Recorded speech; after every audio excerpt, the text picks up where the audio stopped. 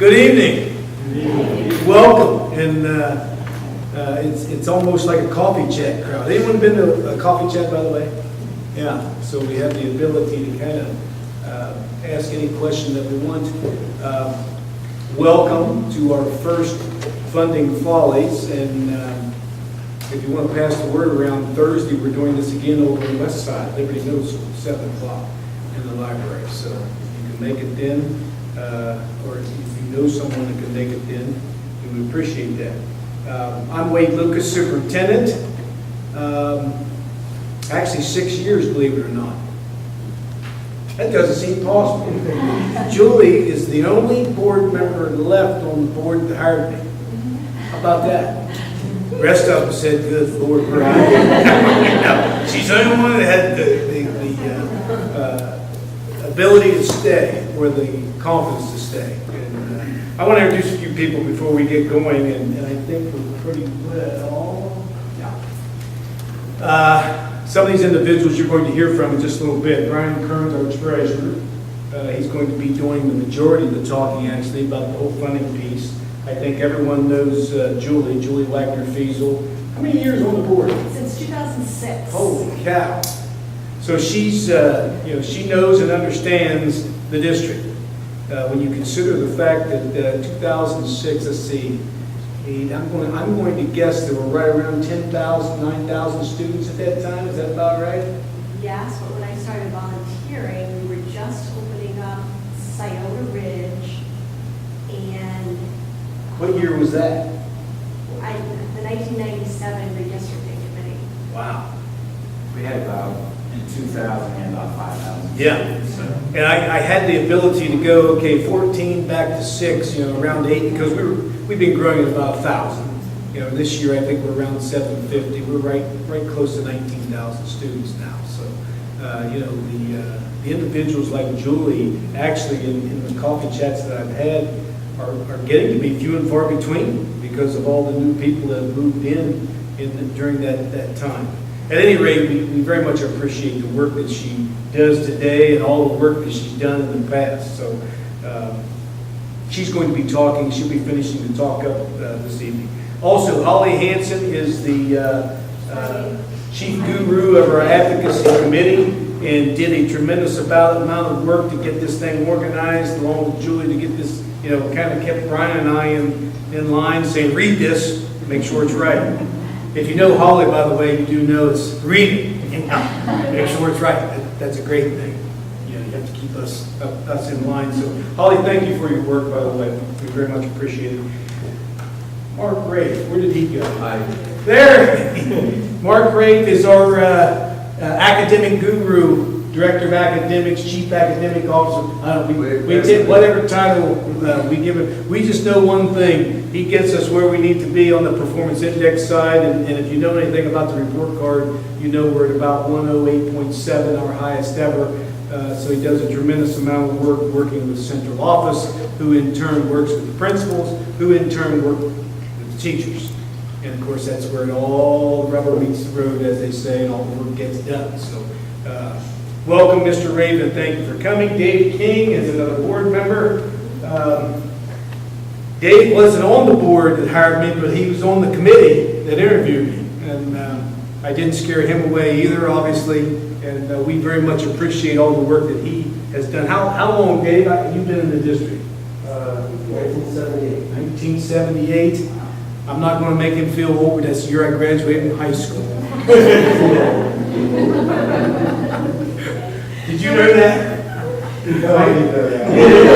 I'm feeling pretty good. I wish I had his head of hair. I really look young. Right? We were at one school when they moved. One school, right? Wow. Also, Emily Hatfield is our assistant treasurer, first year as our assistant treasurer, but not first year on the job. She's been in the treasurer's office. How long, Emily? 5 years. Also, resident here, had kids in our district, so very much in tune with what's happening. And last but not least, the guy in the back, Devin Immelt, is our assistant director of communications. And he's been in Delaware County. He's been with us now, what, second year? Year and a half. Year and a half, and used to work for the Gazette. So has an idea about Olentangy, but better yet, has an idea about Delaware County politics.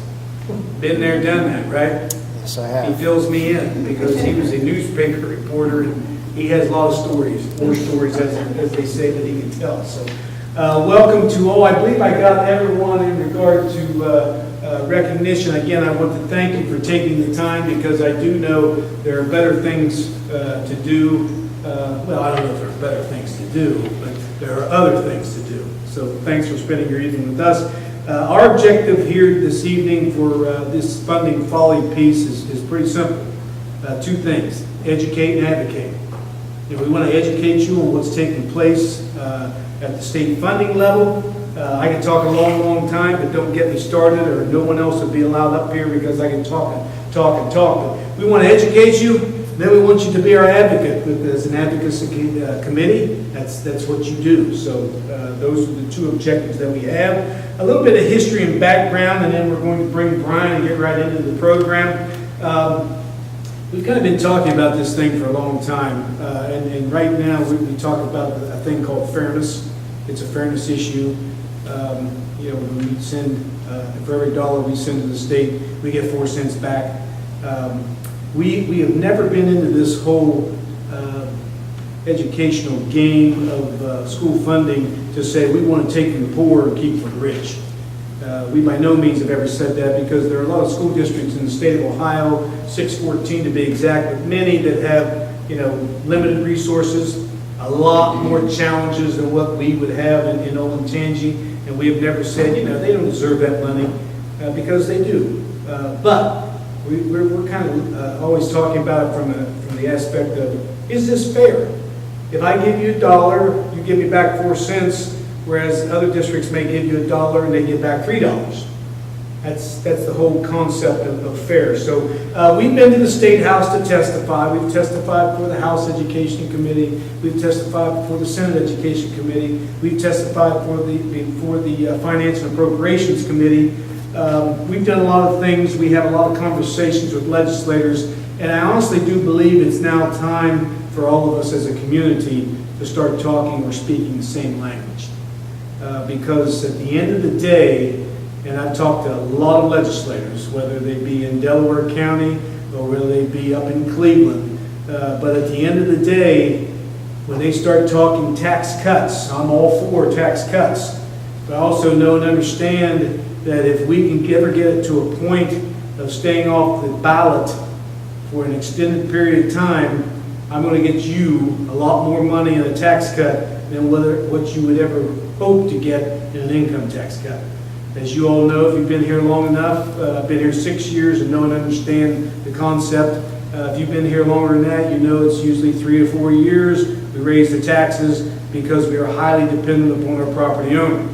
Along with that, we don't make hardly any extra money per year from the state level. So as we grow, we must absorb all of those new students with local property taxes. So, it's a fairness issue. We'll continue to try to educate the public. We'll continue to try to talk to our legislators. And we do have some funding groups in this community that would rather remain nameless, that have really worked hard under the radar to continue to put some pressure on legislators. Here's the bottom line. We can all, as school officials, talk, and most of the time they kind of look at us like, you guys always want money. You always have your hand out. When you talk as a citizen, you have much, much, much more influence. Much more. So they want to know what you think. Now, that doesn't mean they don't care what the superintendent thinks or the treasurer thinks or the board member thinks. They do care, they do understand how to get elected. That's a science. So I listen to you very, very much. So that's the reason we want to encourage you to help us out. And again, one thing that if you've ever been to our board meeting, you know sometimes we get some contentious people that have a different perspective, which is great. That's what America's built on. I continue to say there's one thing that should unite everybody in Olentangy, and that would be the whole concept of how we attack school funding. because it's not fair, and I don't care if you are part of the 43% that have kids in school, or part of the 57% that don't have kids in school. If we get this thing right, we get it down to where it's fair, we're all going to benefit. I have never ran into anyone yet that I said, how many people in here would like for me to raise your taxes on the next levy? We all love our schools. We all hate taxes. That's what we have in common. So with that said, Mr. Kern, up and about, and he's going to kind of take you through this whole process of where we are, how we got there, and what it looks like. So thank you all again for coming. Devin, right, we don't have a clicker, right? That's correct, unfortunately. Well, what I'm going to do is just, I don't want to bog you down with details and a whole lot of stuff. I just want to talk about a few facts, maybe a few things you can have in the back of your mind to take away. I know Julie's going to talk a little bit about advocacy, how you can help, but that's how some of these facts can help a little bit. Expectation versus reality. We're supposed to be getting, according to the state formula, 43.2 million. We get 9.1 million. Before I get to why we want to get that, let's go back in history a little bit, about 10 years back, and say, kind of give a background of where funding has come since then, and how we keep getting left behind in that aspect. Back in fiscal year 2005, about 10 years ago, we got about $6 million. And then FY08, about 6.4. FY09, we finally got a jump up about 8.5 million. Back then, they used to, what was a per pupil funding, but then they had it's called a charge-off. They assumed 23 mils was locally funded, and they backed it off your per pupil to come up with your formula. Well, as you can see, we started to grow in FY09 because our enrollment was such rapid increase in enrollment. We started coming off previous to that, we were on a guarantee to make sure we got as much as we did the other year. We started coming off. Oh, but then FY10, I believe that would have been Governor Strickland back then, introduced what's called the evidence-based model. Well, it fully funded the evidence-based model back in 2010 would have gave us approximately $63 million. If everybody remembers, back in 2010, the state was broke. We didn't really have money for any big increases like that. So what they did is kind of do a hold harmless, 8.2 million we received in 2011 we got even less, 8 million, even though we were supposed to be $69.8 million. So, you know, in a matter of state finances, you know, we kept falling back behind. Then 2012, Governor Kasich came in, what they call it kind of a transition type thing, a base. So what they did is then at that point, we reduced back in 2012 down to $7.7 million. That was even less because at that time we had federal stabilization funds from the ARA and President Obama and some of the federal monies to help subsidize our general fund. So that's why it was even less in FY10 and 11. We got the same amount, 7.7 million in 13. If any of you remember, about 2 years ago, the budget will be released after the first of the year. But the governor's budget at that time, when he initially released it, we were supposed to get an additional 24 million per year, 331% increase, I think was the amount. But what happened was, if you ever watched, and maybe any of you is familiar with the legislative process, it goes to the House, it goes to the Senate. Well, by the time it got to the legislature, they decided, well, you know, Dr. Lucas talked about some of the other schools. You know, they weren't, either due to declining enrollment or other situations, weren't getting as much, actually getting less. Say, hey, wait a second. One team you can't be getting 300% increase. That's not fair. Well, it should have been fair, but it wasn't to them accordingly. So what happened is they instituted what's called gain cap. So we did get a little bit more, about 600,000 in 2014. We got 8.2 million. We're supposed to get 42 million back then. It was about 6.25% increase, and then this year we got a 10.5% increase. Yet there's a $34 million funding discrepancy. So that's kind of the gain cap that was instituted to keep, because otherwise fully fund statewide. We're not the only district that shortage. We're probably one of the most dramatic as far as funding discrepancies, but statewide, it would take approximately $600 million to fully fund every school district. So that's one of the reasons they came up with the funding caps. So just a little history in that time too. Like I said, back in about 10 years ago, our funding was $6 million. We know we're about $9 million now, but our enrollment has increased almost double at that time as compared to now, we've gone up a little over 30% in funding. So, actually, I'm sorry, a little more than 50%, but no, it's not. So there again, not fair and equitable. So what do we got to do? Unfortunately, Dr. Lucas mentioned we have to come back to you as local taxpayers. There's a great report, and actually I probably should have had many copies for it. It's called a CUP report. It has 61 lines of information. The really hit point home is we're 85% locally funded. So that's coming from you as residential or you as a commercial base, which is your businesses, are coming from real estate taxes. So as compared with, I believe, statewide average, the local share is only about 50%. So the other 50% is coming from the state. So yet, when I hit on, there's a couple slides later, we'll talk about that 4 cents for every dollar. So in the meantime, unfortunately, we've had 8 bond issues and 4 operating levies. Might be bad news to some people's ears, but believe me, I've been here. I've lived in this district since, I believe, 2002. Now, I've only been the treasurer here for a year. That have been around the district, but between those issues, we've gained, as far as your tax bill is concerned, 36.53 effective mills that you're getting billed. So for about every 100,000 in value of your home, which you know there's not too many homes around here, 100,000 value, just to give you a point of reference to use, that's another $1,100 new millage since 1999. So, and also in that time, since 1999, we've built 20 buildings, 11 elementaries, 4 middle schools, 2 high schools, plus an expansion in Olentangy High School, and 2 bus compounds in that time. And oh, by the way, none of that was, all that was locally funded too. One of, there again, I'll hit it farther back in the presentation, but there's things called Ohio School Facilities Commission, which helps some school districts out. Unfortunately, it doesn't help us out. We're, I believe, 580th or 60th, something like that on the list out of 614 districts. So we'll never be getting any of that money.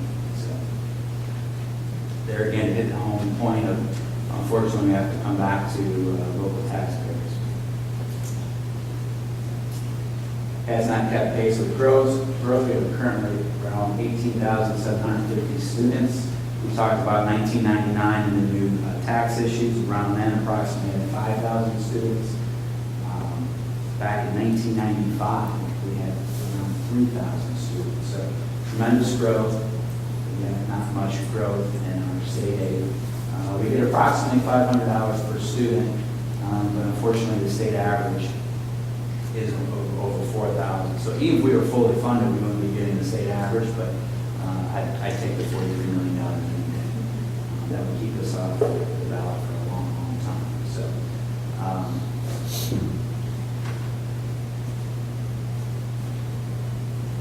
inequity of return. We receive 4 cents for every dollar. The average school in Ohio is 65 cents for every $1 tax dollars that we give as state tax dollars. He mentioned districts out there, Whitehall and Hamilton, I believe, are right about almost $3. If you're thinking in the local Central Ohio district, Central Ohio area, it may be more. District higher than that amount. That's quite a return. If I could give someone $1 and get almost $3 back, I could do that any day. But unfortunately, we get 4 cents back. As you probably can imagine, we do have a little higher median income in this area. So we're probably paying more in, but we're getting less back.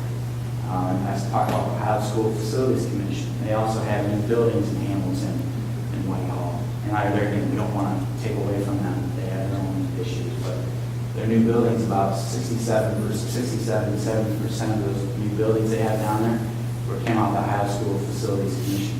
So other 30% or so was locally funded, but 70% almost of the buildings were paid for by the state. There being your 96 cents, in essence, went down there instead of coming back here. So.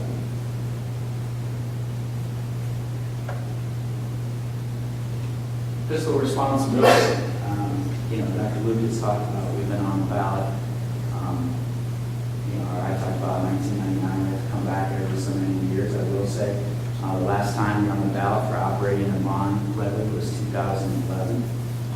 As you can see, at that time it was promised 3 years at that time. We're definitely working back and have us push it to 4. As of right now, if you look at our 5-year forecast, the earliest potentially that we would come back would be 2016. So we have made reductions along the way, even before the time, reductions along the way that have helped us carry forward and stretch that $11. One of the things, I want to go back to this couple slides here, I forgot to mention something, was we'll talk about how hopefully with additional state funding we can stretch that even farther. But fiscally responsible, we spend approximately $9,403 per pupil. The statewide average is $10,446. Dr. Lucas mentioned 108.7 all-time high performance index score. Unfortunately, we were second in the area, behind Upper Arlington, 108.9, I believe. Barely edged us out. But if you look at their cost per pupil, it's $14,880, so about $5,000 more per student. If you do your simple math, 5,000 times 18,000 students, that's about $90 million more a year that we would spend as if we were spending the same rate as Upper Arlington. That would be probably $90 million. 1 mil generates about $3 million, so the additional $30 million, or 30 mils on your tax bill to help fund that locally. I think that's proven we're fiscally responsible. Even our similar districts who are similar in nature to us, we're still, I think they spend around $10,600. Similar districts are for Arlington, Dublin, Mason, down in Cincinnati area. So we're still even with those districts spending less than that. I want to go back here. I talk about $500 per student for us. One of the things when we talked about when we went to the Senate, Dr. Lucas mentioned the Senate Education Finance Committee, or Senate Finance Committee, I'm sorry. One of the things that we propose is that we get a minimum funding per pupil amount, the same as non-public schools. When I say non-public schools, if you're in the Powell area, Village Academy, pretty much your Catholic schools, your St. Bridget's over in Dublin, Worthington, St. Michael's over there, Watterson, the sales. They get from the state $1,089 per pupil. They get $729 per pupil that is called auxiliary funds that actually, if those funds run through us for our local schools. And then they also get $360 that they get reimbursed for administrative costs. Now how that's calculated and everything, I'm not sure exactly, but so if you add those two up, that's $1,089 per pupil for a non-public school. State tax dollars are going to non-public schools at a greater rate than we're receiving, twice as much as we're receiving. One of the things that of course we love, like I said, we love to get to $43 million. But like I said, it's $600 million statewide. I don't think that's realistic. But one thing that we talk about is, can we at least get what our non-public schools are doing? That would be an additional $10 to $11 million more per year. And again, that pushes, talking about tax relief, pushes the next time we have to come back to our local taxpayers. That amount is a little more, there's only about 25, 30 districts, so it makes it a little harder to advocate and push for it, because what the legislators want to see is how this is going to affect a whole bunch of districts. Unfortunately, it probably seems it's a little one-sided too, because statewide, there's, like I said, 25 to 30 districts. It only costs $25 million. But in the aspect that is, we make about $10 million of it, 10 to 11 million of it. New Albany is another one in the local area. there too, it would be about 2.5, so between us two, it would be about half that total statewide, so. But we thought that there again, it's an issue of fairness. Even your non-public schools are getting more on a per pupil basis than we are as a public school district.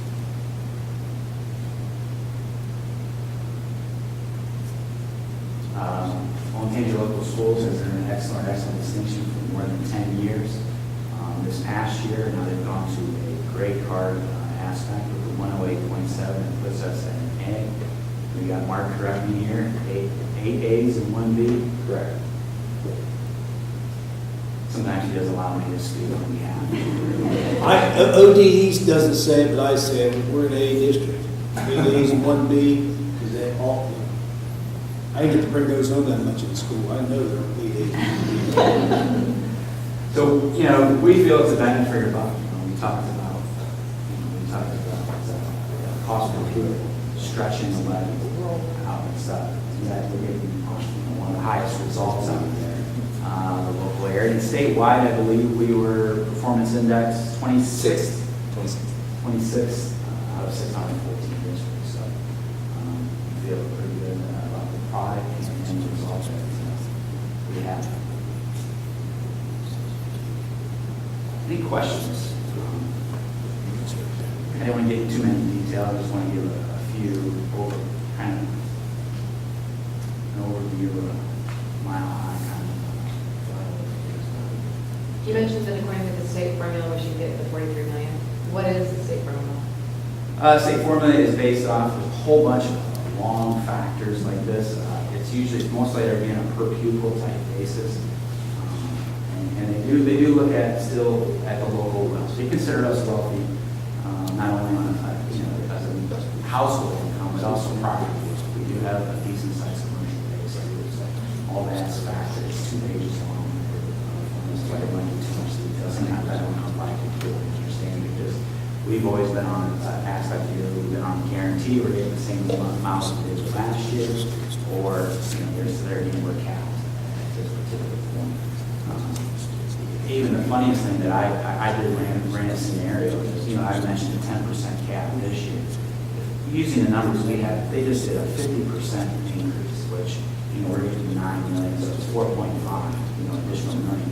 That's 450 million statewide if they raise the 50% cap for everybody. So that's why we're still coming with a minimum funding per pupil. That means us, a non-public school getting more on a per pupil basis than us. We love to have, we like having an extra additional income, but it's not enough to keep up with the growth that we have. We had 650 some students growth this year, and 9,400 per student. It's just not keeping up. Can I add something to that? Yeah. That whole state funding formula piece, as Brian said, so many variables. I think people hear numbers. For example, it costs us $9,400 to educate a child. Everybody thinks, well, that's what everybody gets. No. Some, as Brian said, $15,000. If we send a student to a community school, they transfer roughly what, 5,000? 700, something like that. The average school district, average student gets in Ohio is 3,000, something like that. So you have all these numbers going, and in layman's terms, we're sitting out in public going, what does it cost? 9,000, 5,000, 3,000? How much does it cost to educate? And I think that's something that we've never really arrived at in Ohio. I think at one time the evidence-based model tried to say, here's what it costs to educate a child. That's about as close as we've ever come, and I've been at this for 30 years, way back even before the Durrell thing took place, and we've never really arrived at the fact that says, how much does it cost to educate a child? No one can really come to those terms. I think that's what puts all of us kind of in a confusing, kind of go, what? 9,000, 5,000, 3,000, what is it? So that's all tied into the formula. And then from our end, then you hear something like, but we only get 500. That really throws it into the spin. It's sometimes I think too, essentially, like I mentioned, he talked about the evidence-based model, we're supposed to get 63 million. Sometimes I think they work backwards. They know what the pie is, and so how we don't slice up this pie. Residual budgeting really works.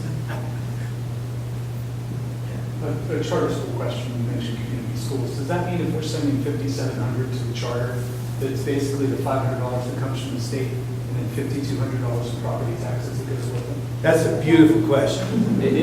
But it's not property, it's not, none of your property taxes are going to the charter schools, but what is going is your income tax dollars are helping fund it. I got into several conversations with Representative Brenner about this, and you can do the math, but the claim at the legislative level is that's all state funding. I continue to claim, though, we have roughly $8 million coming in, and at the end of the day, if we sent more kids to a charter or community school than what we take in, which wouldn't take long to get us there, pretty soon, in order to cover that child's education, they're going to have to get the money somewhere. And where's that's coming from? It's coming from local property owners. 5,700 now, you know, if you say 5,700 minus 500 is 5,200, that's the math I use. But that's not one that they like to use. Still, at the end of the day, the numbers don't add up. Approximately, you talk about it, we do get a deduction. So I talk about $9 million. That's not really what we get at the end of the day because they deduct the That's right. school money off of it. Approximately now it's about 1.1 million that we get deducted for charter schools. And do they deduct $500 or $5,700? $5,700 or even more when it talks about, I mean, in there, I don't want to get too many details, but special education, so there's some students with certain categories that get even more, it's called weighted funds. As a matter of fact, one of our biggest ones is a school kind of for autistic that takes about half that, 1.1 million. You give me 500, when that child goes out, I send 57. I think each person has to decide whether the individual property I'm tax. going to touch on that 5780. That $5,780 that the state has deemed that's what it costs to educate a student. That's if a student has only 20 credits of high school, which we require 22 credits of high school. That's no AP classes, which we offer 22 AP classes now. That's a minimum school day of, I think, at the high school level, 5.5 hours, and ours is a lot longer than that. We have more periods than surrounding school districts like Pickerington, Reynoldsburg. So that $5,700 that they say it takes to educate a child, that's minimum. That's not band, marching band. That's not the DECA business classes. So anything you want above and beyond that is decided at the local level. And because we've passed our levies since 1998, our voters have said, we want more for our kids than just the basics. We want those 22 AP classes. We want the marching band. We want the DECA classes. We want the robotics club. So that 5780 is what they deem to be the basic level to educate one child. And they're not special needs students, Right. the basic average student. So, and that's why Arlington might spend $14,000 Correct. more per pupil. We've figured it out how to do it at $9,400 per pupil. So I wanted to throw that in so that people would understand that. And how does Oasis tie into that? Well, Yeah, aren't those kids Oasis- that could be leaving that we're keeping within the district? Absolutely, that's absolutely. If there's a new website out there that says how much is your charter costing your public school, and the majority of our charter money, besides the autism scholarships, are going to online schools. ECOT is one of them. TRECA is another one. I was on the board when we started Oasis. Right now, that's housed in the Shanahan complex, and our students can take online classes there. And so because all of our students learn differently, if our students decide that they would rather have an online learning environment, well, instead of sending them to these charter schools that are not performing well, you can go on and see their academic record. let's keep them in our district. We have teachers that oversee them, and we'll keep them in the OASIS program that we have control over, and so we know that our tax dollars are being spent wisely. Once our tax dollars go to ECOT and TRECA, they're out of our hands. And so I cannot guarantee what kind of education those students are getting, but I can guarantee that the students are getting a good education here. And that's why our OASIS program has grown and grown. We started with 2 students when we first started the program, and now we have over 100, and we're running out of space for them. So, And that's in a matter of about 4 years. So it's just going to continue to grow.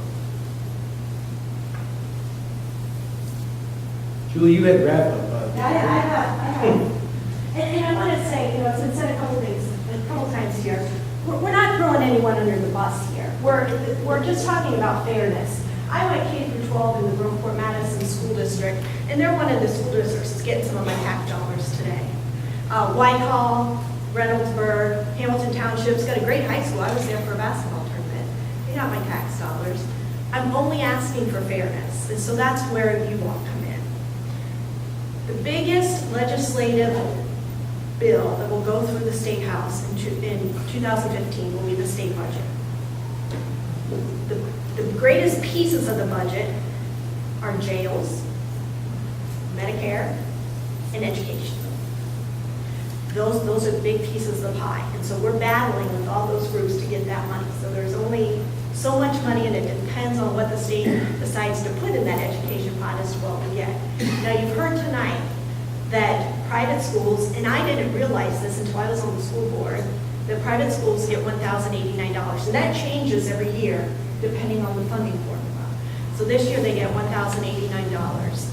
We realize that there's not enough money in the state budget to fully fund us at that $43 million. So let's just ask for what's fair. So when the budget is being debated, and the governor will come out with his budget proposal in January, probably the end of January, beginning of February, but because he knows he's going to win in a landslide, they're probably working on it right now.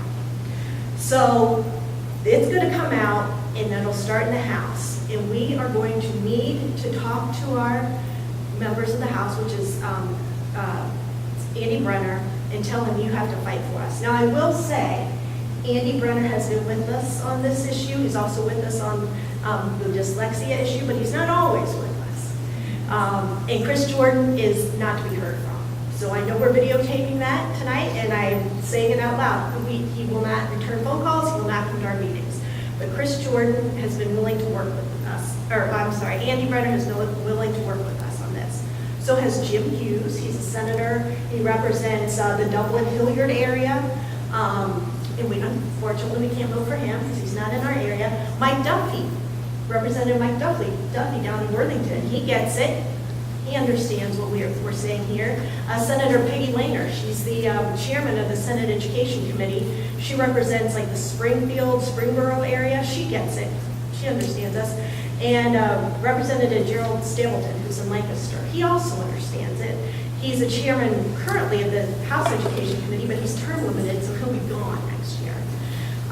So what we need is, they're not going to listen to me as a school board member, but they will listen to you as taxpayers because you count as votes. So when the budget is released, you're going to be getting emails from Holly that say, we need you to contact these people in the House Finance Committee or in the House Education Committee. And here's what we need you to say, because we're going to stand up and ask for what's fair. I work for the Ohio Chamber of Commerce. We're a group of lobbyists who lobby on behalf of businesses. And I'm at those budget meetings a lot for my real job. And oftentimes I hear the Morgan County School District, and it's a superintendent, she comes in and she cries, oh, she needs more money. And they're like, oh my gosh, Morgan County needs more money. They're losing students. Why do they need more money? You know, and we go in and we give great testimony. I had someone at church on Sunday compliment us on the last testimony that we gave, and they say, you're wealthy. You don't need the money.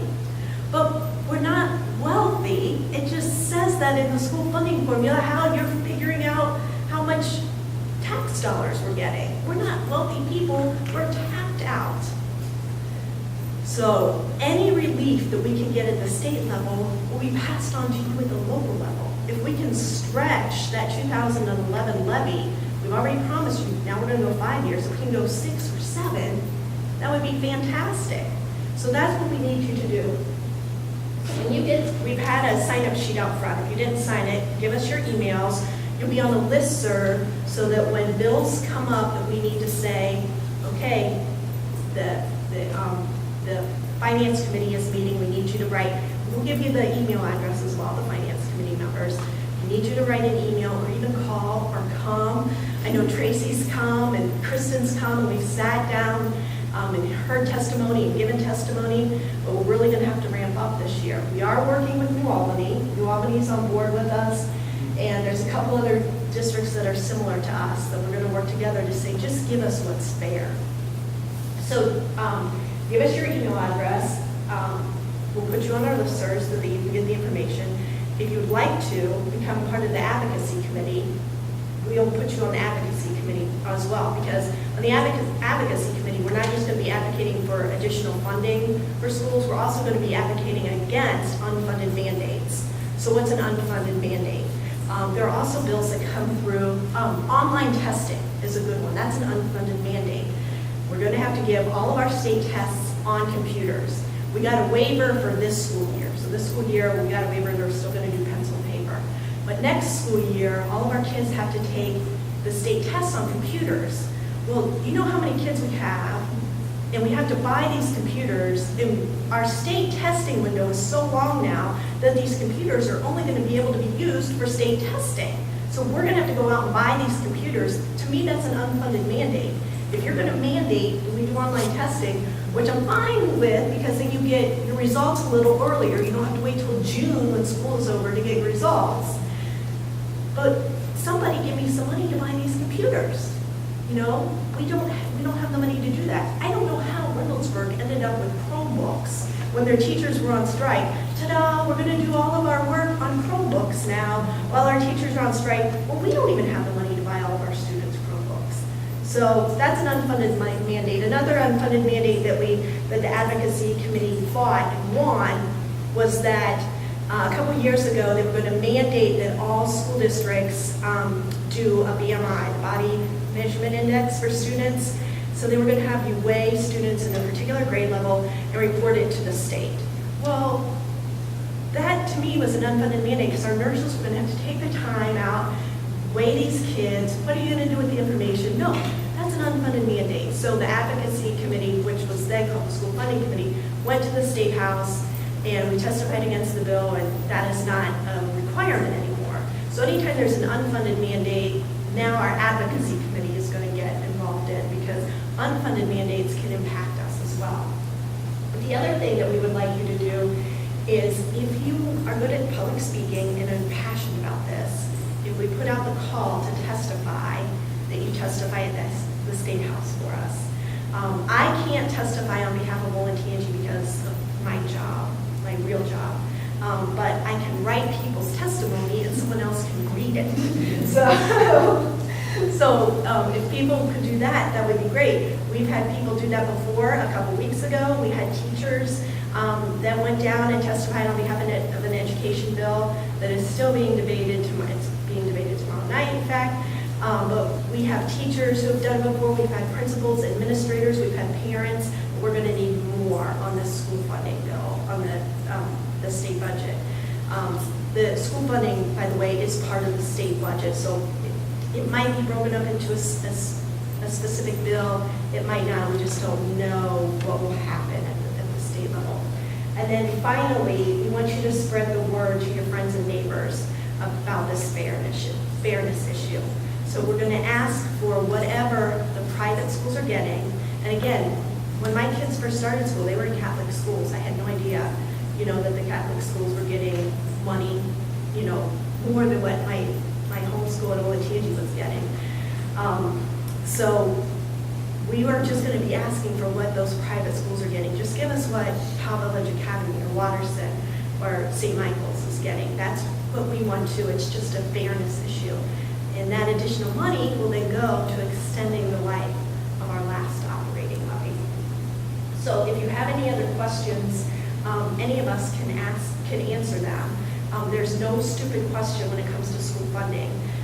This has just become a passion of mine, and I've taught myself a lot and asked a lot of questions, so I'll try to put it in layman's terms. Yes. Just a couple quick things. Number one, on the park testing online for next year. Yeah. Do you have any idea how much, this might be more of a treasure question, how much more we're going to have to spend in order to get prepared for that? Probably $1.5 million.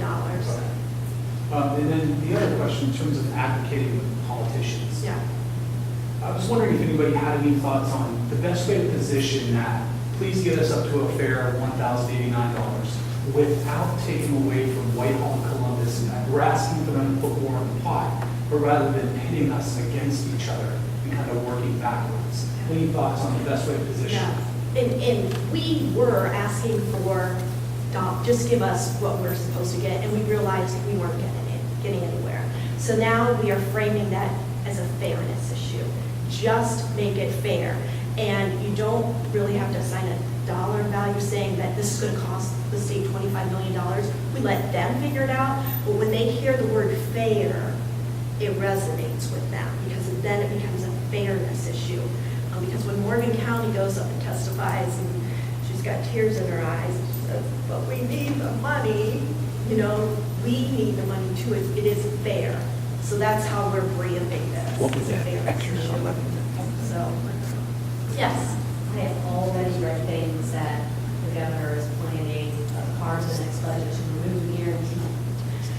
Well, if the Guarantee. guarantee, Before you do, where is the guarantee? okay, the guarantee says that whatever you got last year, we're going to guarantee that you won't lose money. We'll guarantee the same amount. But when you had 700 kids a year, we are falling behind. So the guarantee doesn't help us. But if they take it away, And say, Yeah. there's no guarantee. That's, You can't get the that would be transaction good for us, but then if they would cap school funding, it would. If they which is took- what they're doing right now. If they took the guarantee away, And put us on the formula? No, 43. my fear is that they would come up with some Well, I- new black box math about a new guarantee. A new funding formula, you take away the guarantee, and then ultimately we could end up with less money. I doubt that would happen. I don't think they can take any more away from us. If they do take more, we should just give it all back and say, we're not following any mandate because we're fully funded. But I do believe that the governor's truly trying to get people off the guarantee. I also believe that they're going to eventually try to fully fund the formula. By that, I mean get those districts like us that are on caps up. I don't think they'll ever get it to 100%, but if they got it to 50%, for example. Right now, we're capped at what, 10%? yes. 10.5% increase from the previous year. Right. So I do think that that's where it's headed. I don't think that this governor will change the formula and come back and say, I've got this brand new formula I'm thinking about. I think his main goal is to get districts off the guarantee, because I think that's what costs money. And Representative Brenner has said to me, he understands the position we're in, how we're gaining students, and other districts are losing student population, but they're still getting more money. And so he would like to equalize that out too. He understands that predicament. Why should, the Cleveland Public Schools, and again, not to throw anyone under the bus, but why should they keep getting more and more money when their student population is decreasing? Regardless of charter schools or not in that school district, the Cleveland population is decreasing. The Whitehall population is decreasing. The Hamilton Township hasn't grown, but they haven't been on the ballot in over 20 years because they get so much state funding. So in Hamilton Township, that's OBEDS. So if you've ever been down in that school district, they have a turf field and everything. Boosters didn't pay for it. I don't know if the donor came up with it. So, yeah. Is there any initiative statewide for districts that spend more money than we spend, that get more money than we get, to look at how they can look at our model of efficiency and quality and bring that to those districts? Because that's a way to get more money for everyone. if they can operate more efficiently at a high quality, then is there any such initiative going on? Well, there's been some requests, and Senator Faber, last 2 times I've talked with him, He's the Senate president. he continues to say, guys, come up with that model. So we have the model, and we're going to deliver it to him in December. What that will do for us, I'm not sure. What that will do for others, I'm not sure. But I do know this, that, most of what we're hearing, especially on the Republican side, is give us a model that allows us to take away the regulations of the public school if you're a high-performing school district, or high-performing, or have a good return on your investment dollar. And we're going to have both those things in our model, and that's what all of our people have been working on, and that's pretty well what we've actually been working on over the years. We just don't have it on paper. I mean, let's face it, we have high performance at a low cost. If you were all investors and this were the investors meeting, you'd all be lining up going, I'm investing my money there. At least that's what they tell me when they say run like a private business. I should be lined up for the one where I pay $1 and get $3 back. I like that one too. I do like that business model. Are there any other arguments against increasing our funding besides the That seems to be the loudest one. That is the loud. And, when your school funding model is, when your formula throws in median wealth, it throws everything off, because we have the highest median wealth in the state, I believe, at $71,000 or $73,000 a year. And then our property value throws it off. Buckeye Valley, who you wouldn't think would be a wealthy school district, because of their wealth in their land, their farmland, they're considered a high wealth school district. And that's why they're continuing to have to go back to their voters. So you have, wealth on one end with your income, and wealth in Buckeye Valley and your land values. So Buckeye Valley they don't qualify for any Ohio School Facilities Commission money either. That's why they're up for a bond issue to reduce some of their elementary schools in the Buckeye Valley. So that just shows you the difference in one county, because their median income is a lot lower than ours, but they have a high property value. But when your school funding formula has that wealth value in there, it throws everything off. And I don't really understand why that's in there, because then when that's thrown in there, they assume that you want to pay more. You can afford to pay more. You're wealthy. You can afford to pay more. So that throws off the whole formula, in my opinion. I don't think that should even be considered. And I will, in adding to what Julie said, one thing I think we have to continue to bring it back to is fair, because at the end of the day, we are wealthy. Dave and I were just talking about this before the meeting started. Average income in POW is $130,000 a year. That's wealthy. Not only in Central Ohio and in America. So I think we really need to make sure we stay away from this. We can't afford it, because they're sitting down there, and believe me, when I testified, I followed Trimble Gloucester, the poorest school district in the state of Ohio. I mean, one mill in Gloucester, I believe, generates $16, I want to say, or maybe 100. It was either 16 or 160. One mill in Olentangy generates $3 million. Now, when they're up there talking, and then we get up there and talk, as I said when we started, you have the tale of two cities. You have the poorest of the poor and the richest of the rich. But I think at the end, they do know and understand we do have a very different scenario here. Very different. And that's why we need to bring it back to fairness. And I also want to really impose upon everybody that, for a while here, we were on the levy cycle. Every 3 years it was popping up. We were asking for money not only for operating, but we were also asking for money to build. And now we've said we're going to be able to stretch that to 5 years. And we can't make it go longer if we get additional funding. But we've also made, some really good financial decisions. but we can't make very many more without impacting academics. You know, we've been able to do this and increase our academics at the same time, which, tell me who else has done that.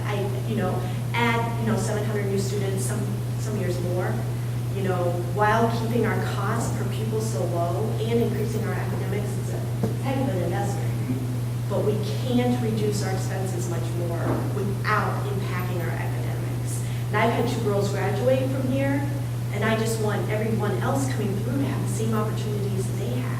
Because I'm telling you, they're doing great things now.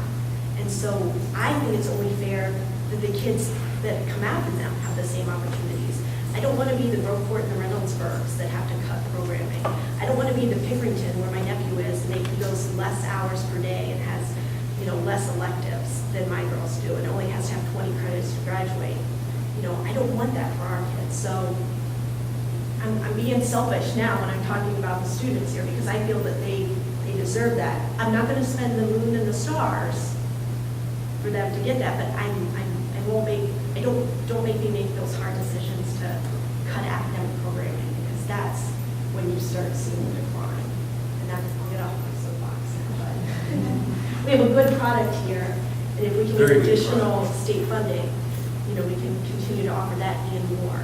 I always like to get one heartburn city for the treasurer in every meeting by saying that if we were fully funded, imagine a world where we're fully funded, it would probably be 2025 or so before we were back on the ballot.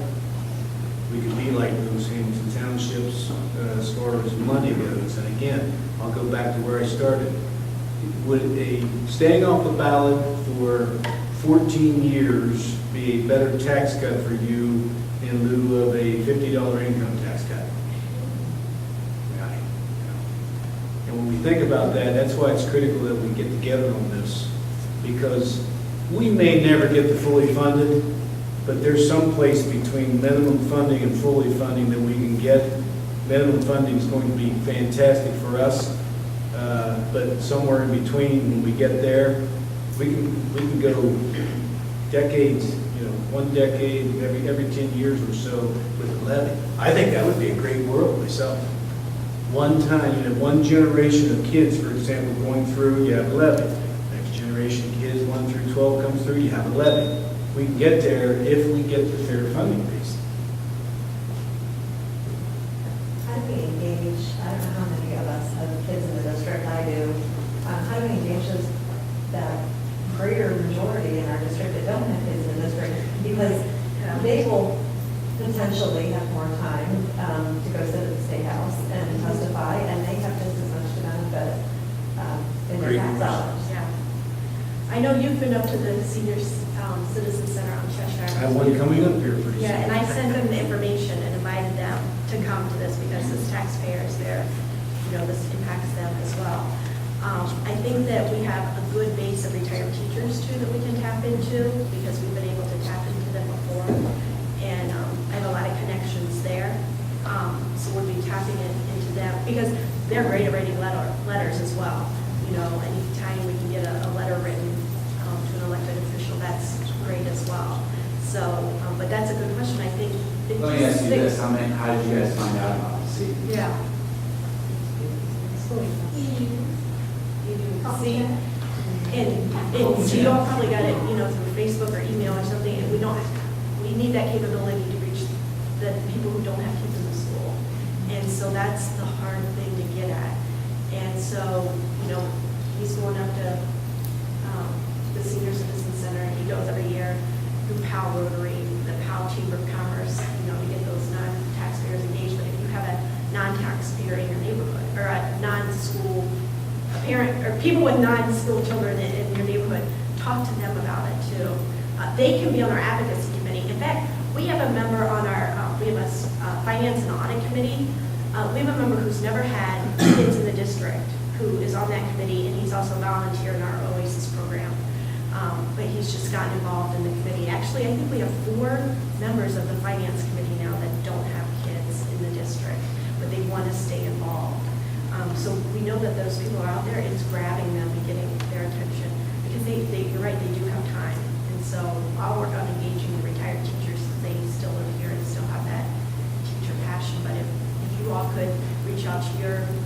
there are young couples who don't have children yet in the schools. We need to reach them as well. That's 57% of the population, by the way. We have the realtors. Yep. Very good source. You touched on this, Dave, earlier. If by some miracle we were able to get out to that $1,089 mark next year, how much time would that buy us from a levy standpoint? Just in Have terms you of run the messaging, just calculations? wondering. I haven't done it fully out, but I would say definitely at least 2 years, Okay. 2 to 3 years. That might be I good. always say it takes us to 2020, that makes them nervous. So you could say 2018. I would say, Does it also include the 220 homes on Clark Shaw, the Yes. 400? Yes, And and- like, all of Yeah. a sudden, We've just gotten how's the that new, on Powell? we've just got on our facilities committee, we have a facilities committee, if anyone's interested. We have a finance and audit committee. We have the school advocacy committee, so if you want to get involved, we've got a place for you. But we just got those numbers at our last facilities committee meeting. The problem, and I've been here for so long, that when we first started doing student projections, we were counting basements. That's how we knew how many kids were going to be in here. We drove around neighborhoods and counted basements, and then we had a formula and added it all up. Now we have, GPS, we have a GPS system that can tell you in this neighborhood, this house costs this much amount of money, this is how many kids are going to come out of these houses. We aren't going to see the spike that we saw back, in 2003, 4, and 5. We don't, there's no new developments like the villages of Oak Creek or the villages of Allen Creek to that size. Yes, there are 220 up on Clark Shaw that are going in, and 400 in Berkshire, but the biggest one is off of Pyatt, the Evans property. But it hasn't gone through all of the zoning issues and stuff. But where Shanahan Road dead ends into Pyatt, and there's all that field, that's the Evans property, and that's probably the last big development on this side. On the west side, we're limited because the sewer stops just north of Liberty High School. So until someone puts a full sewer in, there's not going to be that much more growth on the west side. In fact, our projections are showing that Olentangy High School will end up being the largest high school, not Liberty. Liberty is right now. Our projections are showing that Olentangy High School will be. But we take all of that into consideration in our new 5-year forecast. We won't have any new buildings going in 5 years. So, we just rented the space, the old OSU building, and so that's going to help alleviate some of our Shanahan's our most crowded middle school right now, so that's going to relieve some of our, we're not going to take middle school students, we're going to take Oasis will come out, and then we can use the Oasis rooms for our middle school, but, we'll probably have to move high school students in there for specialty classes, AP classes, STEM classes, for all of our high schools to go to. It wouldn't just be Olentangy kids there, it could be everybody. So, but we're not showing those big jumps like we were in the early 2000s, so that's a good thing. And we don't get we get very little. What'd you figure in this forecast for new construction, like an increase of 2%? 2%. An increase in funding of 2% for each. On a $3 million base. Yeah. So you don't get that much money on the new house. So these are great questions. Anything else? Okay, we need your email addresses. If you want to be on the advocacy committee, talk to Holly, and we will mark your name on the list that you want to be on the advocacy committee. We don't meet every month. We only meet when we have something brewing. And share this information with your neighbors because they need to go out and learn too. So thanks everybody for coming. Go Bobcats.